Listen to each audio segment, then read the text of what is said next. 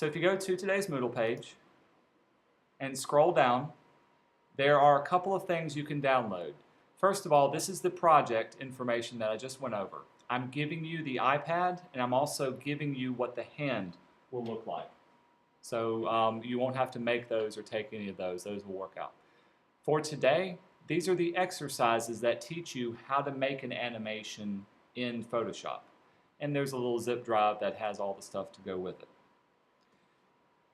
In Photoshop, let's see, we'll open it up.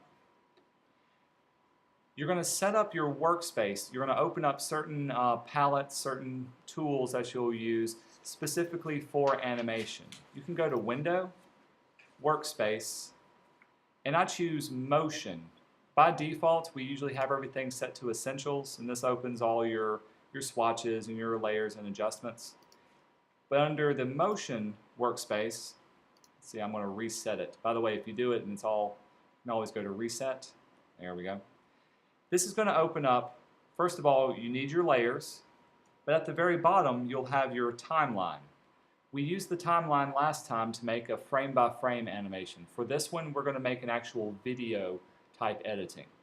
I do not recommend using Photoshop for editing videos. It's just not really built for that, but it can do that. It can do some special effects. Other software does a lot better job. iMovie, Adobe Premiere, Adobe After Effects. Those are much better in doing that. Here's the next thing. If somebody hires you to do graphics for a TV, for video, for broadcast, those type of graphics kind of need to be set up very differently from printed graphics.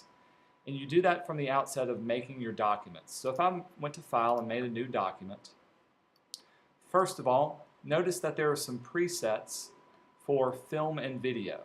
Before, we've been using the paper sizes. Film and video, everything's going to be measured in pixels, and there's some predefined sizes. Here's what each of these mean. First of all, if you have a high-definition television, you can choose the resolution for that type of television. If you got a regular old television, maybe the one that you grew up on, there's two different standards, Ntsc and PAL. The only thing you need to know, Ntsc is used in North America. So this is United States, Mexico, Canada uses this type of formatting. The rest of the world uses PAL. So in China, PAL standard. In America, Ntsc. I have no earthly idea why. But if you do send graphics to someone to be used or to be broadcast, they'll need to make sure it's set up correctly for what you're working with. Also, some of the pixels, we're used to thinking of pixels as being little square things. In televisions, a pixel is actually stretched out a little bit. So rather than it being a square pixel, it's a rectangular pixel. So you'll need to ask them, do you want it to be square or do you want it to be widescreen or something else? I'm just going to... This might be a dumb question. Is that why they say like people look like heavier on camera? Sometimes, yeah. Yeah, because literally some of the times it'll stretch out different things. That's actually a good little observation. So I'm going to just choose one of these. Any one will work out. I'll keep everything else the same. Yeah, here's your pixel aspect ratio. You can, I'd rarely change that up. If I say OK, it's going to give me a little warning and saying, hey, your pixel aspect is going to be different. So they're going to be stretched out. But the computer will show something, will show it as being OK. Here's how these documents are created.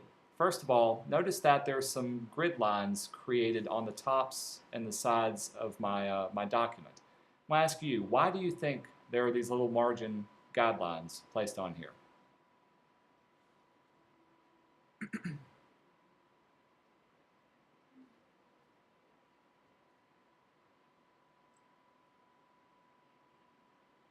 Okay, y'all give up?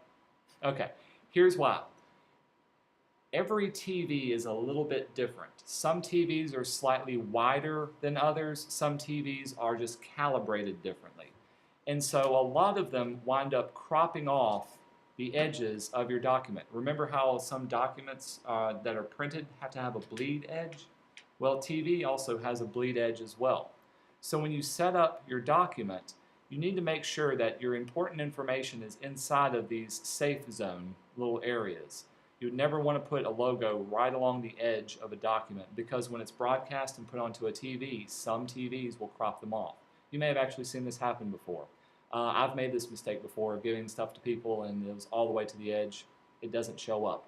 So when you're designing something, it gives you these guides to make sure you're inside of the little margin areas and you're not going to bleed off into the other area. All cool?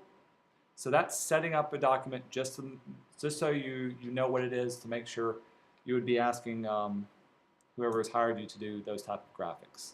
Tell you what, I'll stop that recording.